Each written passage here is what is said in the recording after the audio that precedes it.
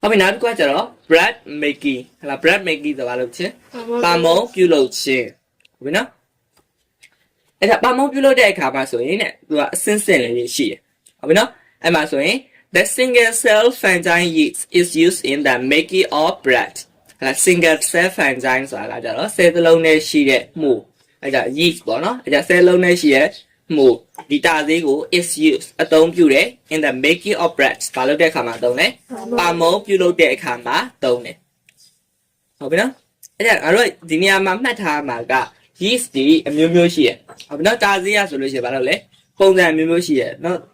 အဲ့ဒါအဲ့လိုမျိုးမျိုးရှိရတဲ့ထဲမှာငါတို့ကဒီမုံဖုတ်တဲ့အခါမှာဆိုလို့ရှိရင်သုံးတဲ့ yeast ကနော်အဲ့ပါမုံကိုဘာလုပ်လာစီလဲဆိုရင်အဲ့မုံသားကိုပွာလာစီတာဟုတ်ပြီနော်မုံသားကိုပွာလာစီဘူးကတော့သုံးတဲ့ yeast ပေါ့နော်သူရဲ့တိတ်ပံနာမည်ကဘာလဲဆိုရင် Saccharomyces cerevisiae အဲ့ဒါကကျတော့ငါတို့ကဒီမုံအတွက်ဖယ်သုံးတာနော်မုံကိုပွာလာစီဘူးကတော့ဘာလို့လဲသုံးတာနော်အဲ့လိုမျိုးသုံးတယ်ဘာလဲတာစီပေါ့နော်ဟုတ်ပြီနော်အဲ့ဆိုပြောကြည့်အောင် facts ပထမဆုံးနဲ့ flours water wine and yeast flour ဆိုတာလေကျုံ water ဆိုတာကရေ wine ဆိုတာကဆီ and yeast တာစီကို are mixed together ဆိုတော့အတူတကွဘာလုပ်လိုက်မလဲကြောလိုက်မယ်ကြောပြီးတဲ့အခါမှာ and candidate ဘာလုပ်လိုက်မလဲနယ်ဖက်လိုက်မယ်နော်အဲ့လိုနေတဲ့အခါမှာဘယ်လိုနေရမလဲ folded and stretch rapidly ဟလာခောက်လိုက်ဆွဲဆန်းလိုက်ဟလာ rapidly တော့အချိန်မှန်များစွာပြုလုပ်ရမှာပေါ့နော်နေတဲ့အခါမှာနှံ့အောင်လို့ဟုတ်လားနှံ့အောင်လို့ဘာလုပ်လိုက်မလဲခောက်လိုက်ဟလာဆွဲဆန်းလိုက်လုပ်ပြီးတော့လုပ်မလဲအချိန်မှန်များစွာနေရမယ်ဟုတ်ပြီနောက်တစ်ခါကျတော့ water activates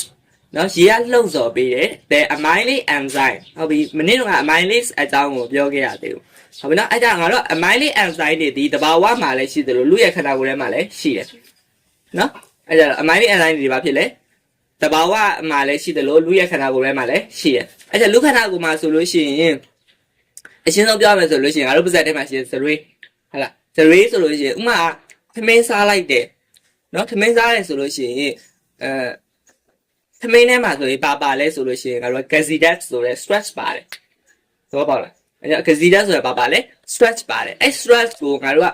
ဝါလိုက်တဲ့အခါမှာအဲ့သမင်းနဲ့ပါနဲ့ရောသွားတယ်zray နဲ့ရောသွားတယ်ဟုတ်လားzray နဲ့ရောသွားတယ်ရောသွားတဲ့အခါမှာတပြင်းပြင်းနဲ့အဲ့သမင်းဒီဘာဖြစ်လာလဲဆိုင်နဲ့လေပါဇက်ထဲမှာဘယ်လိုရတာဖြစ်လာနေနေချိုးလာတာမလားဘယ်သမင်းဖြူတော့ငါကောက်ဝါခိုင်းလိုက်အောင်မနော်အဲ့ဒီနဲ့ဘာဖြစ်လာလဲချိုးလာအဲ့ကြတော့အဲ့လိုမျိုးချိုးလာတဲ့အခါမှာနော်ချိုးလာတာဘာဖြစ်လို့ချိုးလာတာလဲဆိုလို့ရှိရင်ခုနက amylase enzyme ဒီဟဲ့လား zray ပေါ့နော်ငါတို့ရဲ့ပါဇက်ထဲမှာရှိတဲ့ zray ဒီသမင်းထဲမှာရှိတဲ့ gazidas ကိုဘာလုပ်လိုက်မလဲဖြိုခွင်းလိုက်တာနော်ဖြိုခွင်းလိုက်တဲ့အခါဖြိုခွင်းပြီးတဲ့အခါမှာဘာဖြစ်ပေါ်လာလဲဆိုရင်တကြားဖြစ်လာတာဘောပေါက်လားနော်ဘာဖြစ်လာလဲတကြားဖြစ်လာတာအဲ့ဒါကြောင့်မလို့သမင်းကဘာလုပ်လာလဲချိုးလာတာနော်အဲ့ဒီသဘောမျိုးပဲနော်အခုကလည်း water က activate လှုံ့ဆော်ပေးမှုနဲ့အတူ the amylase enzyme အဲ့ဒီ amylase enzyme က to act ဆောင်ရွက်တယ် on the stress နော် gazidat ကိုနော် in the floor ဘယ်ထဲမှာရှိတဲ့ gazidat လဲဂျုံထဲမှာရှိတဲ့ gazidat ကိုနော် amylase enzyme ကဘာအနေနဲ့ဖြိုခွင်းလိုက်မလဲဆိုရင် breaking it down to sugar တကြားအနေနဲ့ဘာလုပ်ပြလိုက်လဲဖြိုခွင်းပြလိုက်တယ်ဟုတ်ပြီနော်ငါတို့ကခုနကဂျုံတွေကိုနဲနာမလားနေရာအတင်းငါတို့ပါဇက်နဲ့ဝါနေတဲ့သဘောမျိုးပဲတတ်မှတ်လိုက်ဟုတ်တယ်မလားအဲ့ကြတော့အဲ့ဗာလဲသမင်းကြီးကိုပတိတ်နဲ့ဝါနေတဲ့ပုံစံမျိုးတတ်မှတ်လိုက်ဂျုံတွေကိုနဲနေတဲ့အခါမှာဒါအဲ့ဂျုံထဲမှာပါတဲ့ amylase enzyme က stress ကိုဘာလုပ်လိုက်မှာဖြိုခွဲလိုက်မှာနော်ဖြိုခွင်းပြီးတဲ့အခါမှာဘာဖြစ်သွားလဲတကြားဖြစ်သွားတယ်နော်သဘောပေါက်လားဟုတ်ပြီနောက်တစ်ခုကကျတော့ then the yeast ferment နော်အဲ့ဒါ then ထို့နောက်မှာ the yeast ferment အဲ့မှာတာသေးဒီ ferment ဆိုတာဘာလုပ်လာမလဲအချင်းပေါက်မယ်အချင်းပေါက်ပြီးတော့ respire anaerobic ဟလာလေးမဲနော်လေးမဲနီလာအဖြစ်နော်သူကအချင်းပေါက်မယ်အချင်းပေါက်ပြီးတဲ့အခါမှာ the sugar to carbon dioxide and ethanol အဲ့ဒါ yeast ဒီငါတို့က living organism အမျိုးအစားဟုတ်ပြီနော် yeast ကပါလေ living organism အမျိုးအစားအဲ့ဒါ living organism အမျိုးအစားဖြစ်တဲ့အတွက်သူကခုနကတော့ငါနော်အဲ့မှာဘာထဲမှာရှိရလဲဂျုံထဲမှာရှိတဲ့ခုနက breaking down လုပ်လိုက်တဲ့ဟလာတကြားကိုသူကဘာလုပ်လိုက်မလဲဆိုရင်စားသုံးလိုက်တယ်နော်အဲ့ဒါ breaking down လိုက်တဲ့တကြားကိုသူကဘာလုပ်လိုက်လဲစားသုံးလိုက်တယ်အဲ့ဒါစားပြီးတဲ့အခါမှာသူကဘာဖြစ်လာလဲဆိုလို့ရှိရင်ဘာတွေထုတ်လုပ်လိုက်လဲဆိုရင်စွန့်ပစ်ပစ္စည်းအနေနဲ့ကာဗွန်ဒိုင်အောက်ဆိုက်နဲ့အီသနိုးကိုသူကထုတ်လုပ်လိုက်တာ ဘာအနေနဲ့ထုတ်ဘာထုတ်လို့ရတာလဲကာဗွန်ဒိုင်အောက်ဆိုက်နဲ့အီသနိုထုတ်လို့ရတာအဲ့ဒါပြောချင်တာကငါတို့က yeast နဲ့တကြားနဲ့အဲ့ခုနကဂျုံထဲမှာပါတယ်တကြားနဲ့ဓာတ်ပြုတ်လိုက်တဲ့အခါမှာဘာထွက်လာလဲကာဗွန်ဒိုင်အောက်ဆိုက်နဲ့အီသနိုနဲ့ထွက်လာတယ်ဟုတ်ပြီနော်အဲ့ကြတော့yeast ကို sugarကို yeast ကစားသုံးလိုက်တဲ့အခါမှာဘာထွက်လာလဲကာဗွန်ဒိုင်အောက်ဆိုက်နဲ့အီသနိုထွက်လာတယ်ရမလားနောက်တစ်ခါ the drought is left to ferment at about 27 degrees Celsius for a few hours ဘယ်လိုအဲ့ the drought ဆိုတာငါတို့ကခုနကဂျုံနယ်ဘက်ဒါမှမဟုတ်လို့ရှိရင်ဂျုံလုံးတွေပေါ့နော်အဲ့ကြတော့